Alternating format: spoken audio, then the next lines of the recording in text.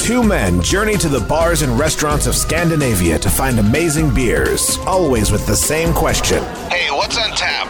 It's time to find out. Welcome to episode 2 of What's on Tap. What's on Tap, yes. And once again, I am your host, Stefan. I'm Matthias. And this time we are at Brewdog Bar in Malmö, Sweden. Malmö, of course, being the third largest city in the country, and just down the road from Lund, and right across the bridge from Copenhagen. So if you're going to Copenhagen, you just have to cross over The Øresund Bridge. the Øresund Bridge, and then you're right there. Brewdog has 3 bars in Sweden now. Four. 2 in And, Stockholm, 1 in Gothenburg, and and this is the latest one that they've opened. It's pretty nice. It's actually turned out to be a pretty good bar. It's always quite busy. A little on the expensive side, but they always have pretty good stuff on tap, and it's always interesting to meet lots of people that are hanging out here. So how would you describe the Brewdog bar? I would say it's a classical Brewdog style. So you got the open tile work. You have the walls that are basically saying it look like a old school gym floor was ripped out of the ground, put up at the walls. It's like rustic. Rustic, yeah. I would say industrial. Rustic. Yeah. Modern-ish. Yeah, very modern, very loud. As you can hear, this is probably the loudest bar in all of Malmö for beers, because it's just such an open floor plan that the sound just travels really well here. Also creates a really good vibe. Yeah, it creates a great vibe. This is a great place if you want to come and hang out before you start to party. Just kind of get everybody psyched, maybe have something to eat. We've actually ordered burgers, so of course, looking forward to that. And then maybe also at the end of the night, if you just want to kind of round out the party mood, it's also a great place for that. Yeah. As well. I don't know if you can sit here all night. You'd probably go broke. But you'd have fun doing it. And as far as the tap list goes, they don't have. They've got actually a pretty good number of kegs. I think they have something like the possibility of 24. Yeah, something like that. I think something like that. It's between 20 and 24 taps. Yeah, possible. And then they have their own little thing called the Hoppinator, which is this special tap where they mix it with one particular beer, and they take a lot of different types of herbs and spices and fruits and cram it in there and just kind of let the beer marinate. So it's kind of nice. It works like a Randall, but it's more cool to call it a Hoppinator. Yeah, very much cooler. So today we picked 2 beers, vastly different. Yes. We have a Cigar City Stiftung Berliner Weiss, and then the Pipeworks Citra Double IPA. Yes. We're going to start with the Cigar City one, and Cigar City's out of Tampa. Yeah. You want to tell us a little bit more? Founded in 2009. One of the world's most hyped breweries, I guess, from their massive success with the Hundepoos Imperial Stout, but also for their High Lie IPA, which they actually had on tap here, both of them. Yeah, that was really good. Yeah. So they had both of them on tap a couple of weeks ago, and I mean, I never imagined I would see Hundepoos Imperial Stout on tap in Sweden. Yeah, I didn't either. I was really surprised on that. Yeah. And they had a tap takeover about 3 weeks ago. Yeah. And the only thing they have left is the Stiftung, which we're trying today. Neither of us have tried it before. So. No. I deliberately skipped it last time, not because I knew we were going to be doing it on the show, but because I had the other beers, and then I was going to another event afterwards. And so, of the ones that they had, this one wasn't the most highest rated, so I passed on it. And speaking of ratings, it gets an 86 overall on Rate Beer and a 60 in Style, and a 3.565 out of 3,000 ratings on Untapped. Yeah. So it's not bad. Berliner Weiss probably not the most popular. But especially not when it's not fruited or berried or anything like that. It's just straight up Berliner Weiss. So. Yeah, and it's the sours kind of depending on the mood. They sometimes do well, sometimes they don't. This isn't one of your ultra rare, super high end sours. So falling in the middle at a 3.5, I think it sounds very promising. Yeah. Neither one of us had this before. So we're both very excited about it. And anything else you want to say before we try it? No, I think we should just get right into it. Oh, before we start, there was something. Hold on one second. just vamp for a little bit while I look something up. I had a quiz I wanted to give you. Oh, really? And maybe you want to do it this episode, or we do it next episode? Oh, we can do it next episode as well. All right, we'll do it next episode. Then. Yeah. We'll hold off for it. But I'm excited. It's not a literally quiz, but it's a little test. I want to see if you can figure out what the things are. Okay. So color. So color. So, man, this is. Look at it, it's super clear. That is super clear. That is like a very straw yellow. Yeah, I would say very almost like a white wine, kind of like a. Yep. Like a Chardonnay. No, it's too light for Chardonnay. More like a Sauvignon Blanc kind of. Yeah. Riesling-y kind of light in color. I really like the color. It's very goldeny. Feels very summery. Looks very drinkable. Very, very drinkable. Having a smell of that,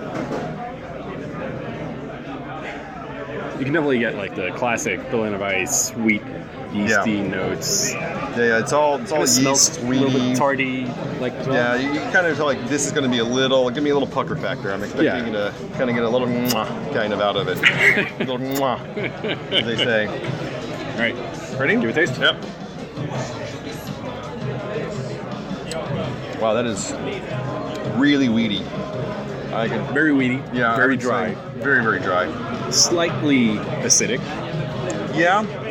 It tastes like but super tart. It's so dry on the palate.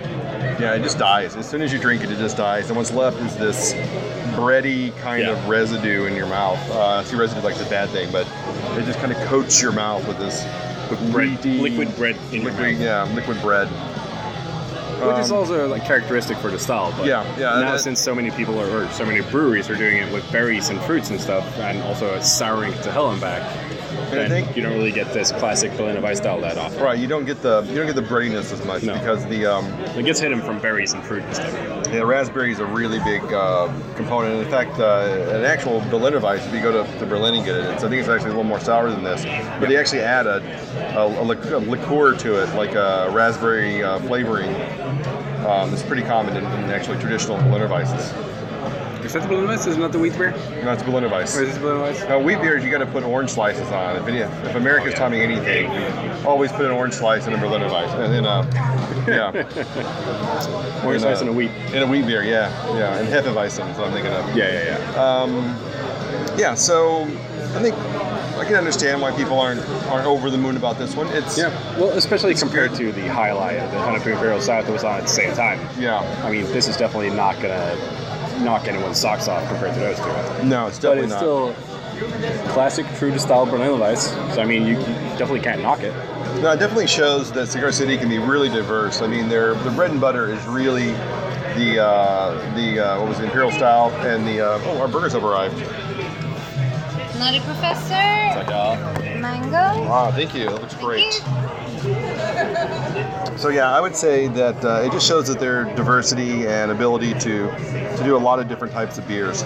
Yeah. They always produce a nice quality and to the style. Yeah. So what would you rate this one overall?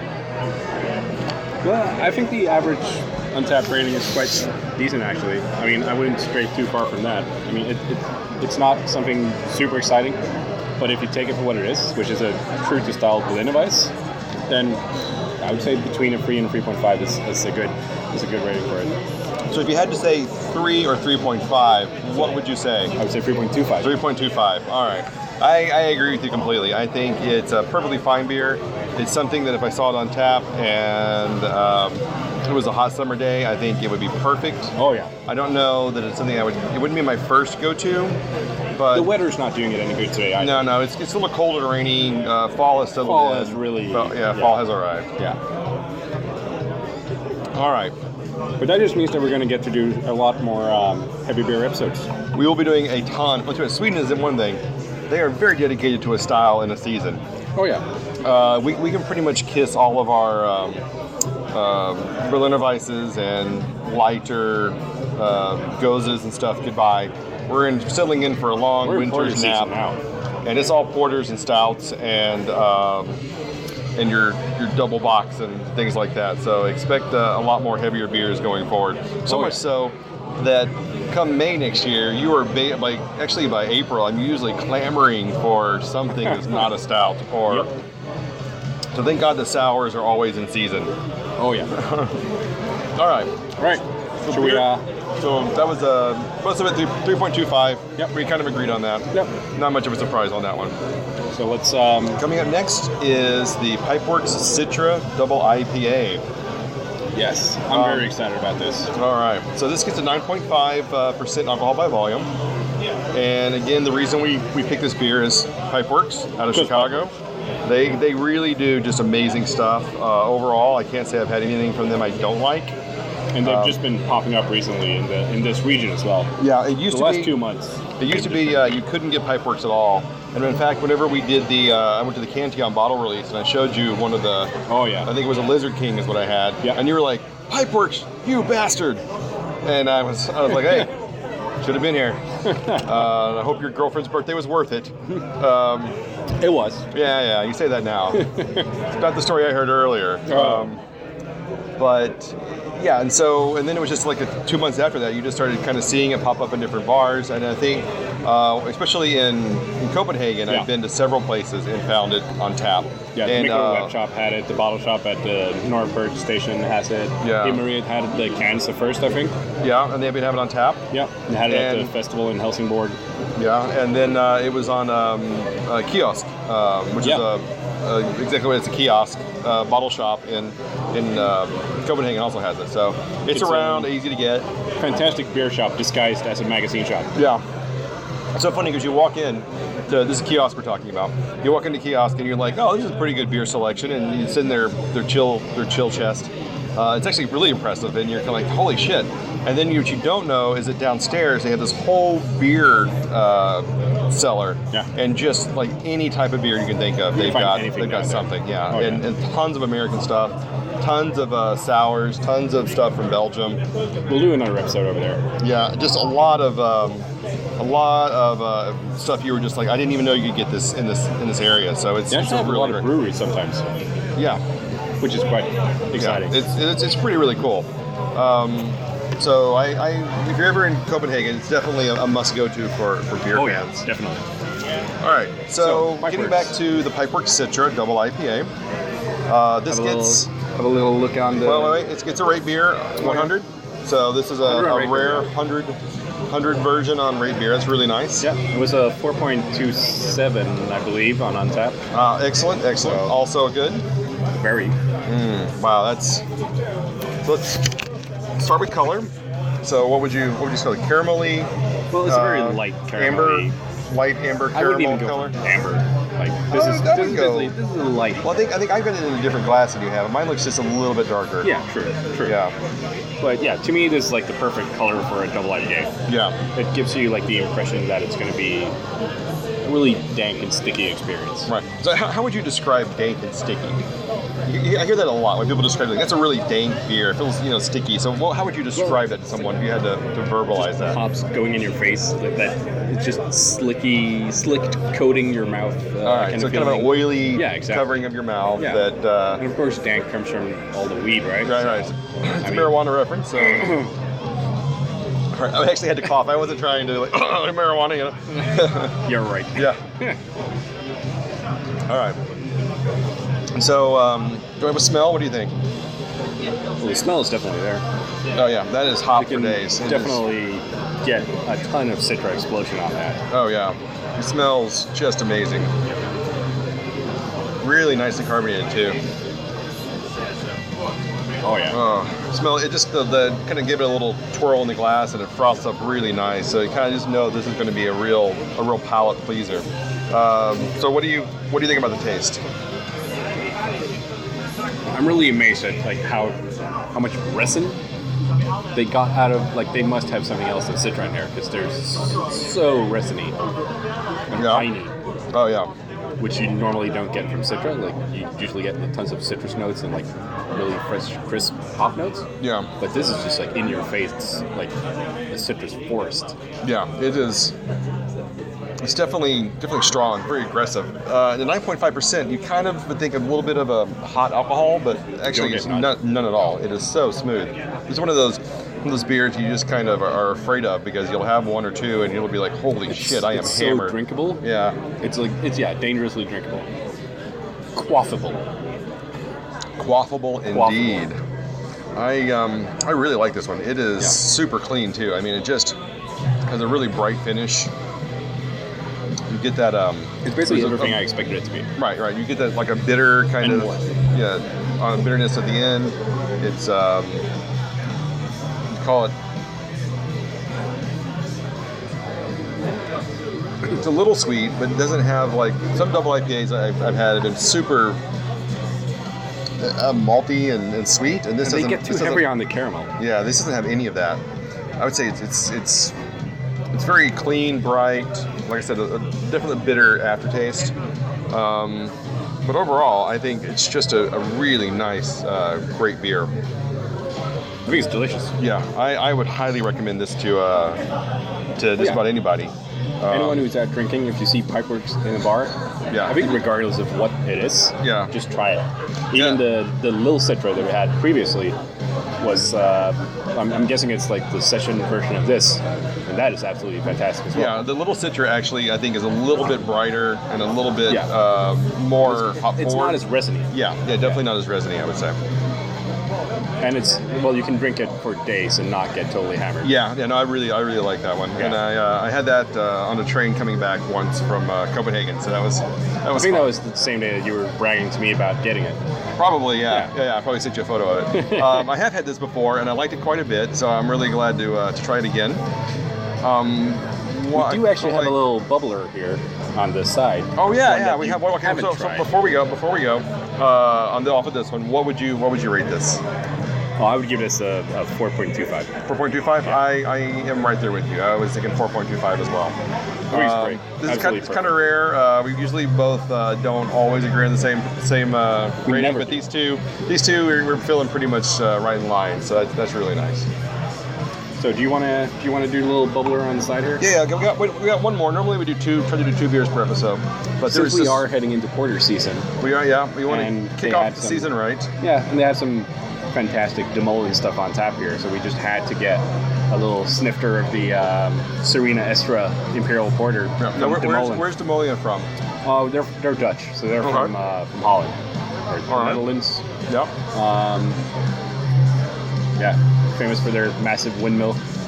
Yeah, I'm familiar with the Boris Festival that was just this weekend. Yeah, that was. By the time this goes up, it'll be a couple of weeks past. Oh yeah, true. But yeah, so we ordered this a while ago. Let it warm up in the glass for a bit now. So and it's probably in about half an hour since we ordered it. So it's something like that. So it's warmed up decent now. It's not too warm though.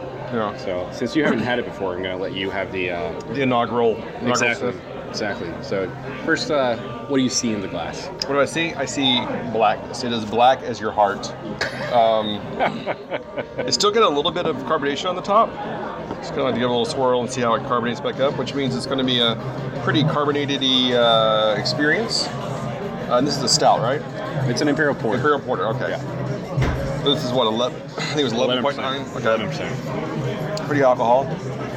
Kind of smell it a little bit. I don't get a lot of other notes off of that. It's just really... Yeah, you get a ton of different notes on that. It's like kind of raisins. I didn't get raisins at all. No? I'm going to smell that again. Like raisins, figs. You get the roasted malts combined with that. I get the roasted malts. But I don't feel raisins and figs. No? No, I don't smell it, because I think that would be kind of Swedish. And I'm not getting a sweet notes off of that. Or maybe you are. I mean, it's just like... All right, I'm going to give it a taste. It's fine. We're getting different things off of this.